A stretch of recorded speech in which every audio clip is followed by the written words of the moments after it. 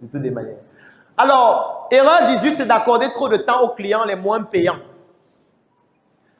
Les gens qui payent beaucoup chez vous doivent comprendre qu'ils sont traités différemment. Vous devez tout faire pour qu'ils comprennent qu'ils n'ont pas le même traitement que les autres. C'est très important. Il faut que quelqu'un qui achète beaucoup chez vous comprenne que quand c'est lui, on le traite différemment. La preuve, c'est que quand vous partez à l'hôtel, on dit qu'il y a les chambres classiques, il y a les chambres standards, il y a les chambres VIP. Ce n'est pas le même type de chambre que vous êtes dans le même hôtel. Et on n'offre pas le même service. Il y a certains où vous choquez vous-même, vous allez aller vous battre pour chercher ce que vous allez manger vous-même. Certains même où il n'y a pas de climatisation, vous vous battez avec le ventilateur.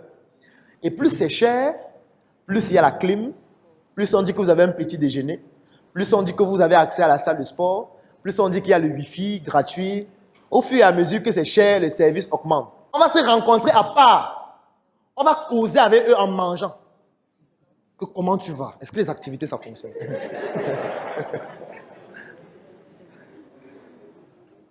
Parce qu'on ne peut pas le traiter comme celui qui a acheté le livre à 5 000. Je sais que ça fait mal, je sais. Ne me dites pas que c'est la discrimination. Parce que vous avez prouvé que même dans l'église, même Jésus a fait la discrimination. Donc, qui suis-je? Je ne suis pas plus que Jésus.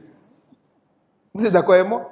Donc, si vous avez pu pardonner ça à Jésus, pardonnez-moi aussi de traiter mes investisseurs différemment que ceux qui achètent le livre de 5 000. En fait, c'est ça le cours de la vie. Et vous, en tant que vendeur, vous devez aussi le faire. Et ce n'est pas mauvais de le faire, c'est une stratégie. Parce qu'en réalité, ce sont ces personnes qui font vivre l'entreprise. Autre erreur à éviter, c'est de vendre au mauvais endroit. Est-ce qu'il y a des personnes qui regardent les films pornographiques dans la salle? Levez la main.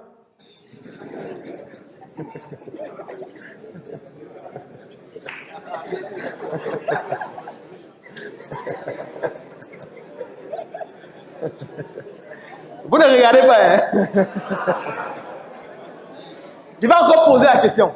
Est-ce qu'il y a des personnes qui regardent les films pornographiques dans la salle? Levez la main. D'accord.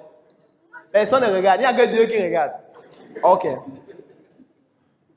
Vous voyez que si je vendais les DVD porno et je disais voici une promotion, ce sont les Nigérianes.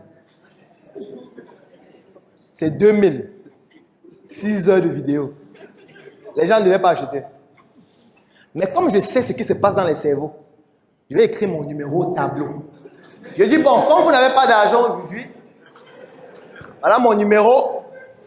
Pour ceux qui pourront être intéressés un jour, vous me contactez. Passez une bonne soirée. Il y a les gens, quand je vais écrire le numéro, ils vont retenir. Vous savez pourquoi? Parce qu'ils ne veulent pas qu'on voit comment ils notent. Donc, il va retenir. Et comme c'est la mémoire à court terme qu'il va utiliser la plupart des fois, il va se répéter le numéro dans la tête plusieurs fois. Donc, il va arrêter de causer avec les gens.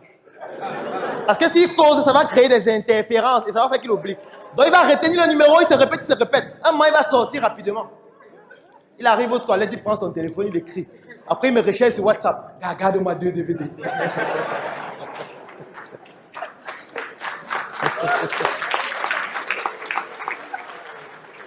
Pourquoi? Parce qu'en fait, je suis en train de vendre au mauvais endroit. Parce que je sais que 95% des gens ici regardent le porno. Directement ou indirectement. Vous savez ce que ça veut dire regarder indirectement? Ça veut dire que quelqu'un va regarder et il va essayer sur vous.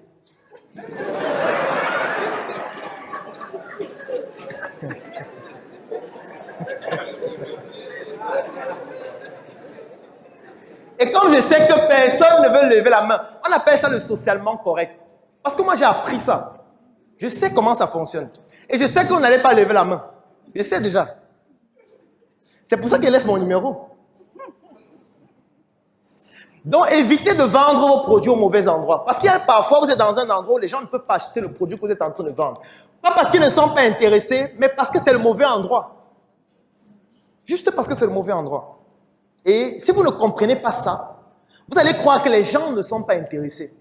Alors qu'en fait, vous ne vous prenez pas de la bonne manière. Et la dernière erreur, c'est ne jamais terminer la vente ou alors terminer la vente sans parler d'un chiffre. J'ai dit qu'il ne faut pas forcément vendre maintenant.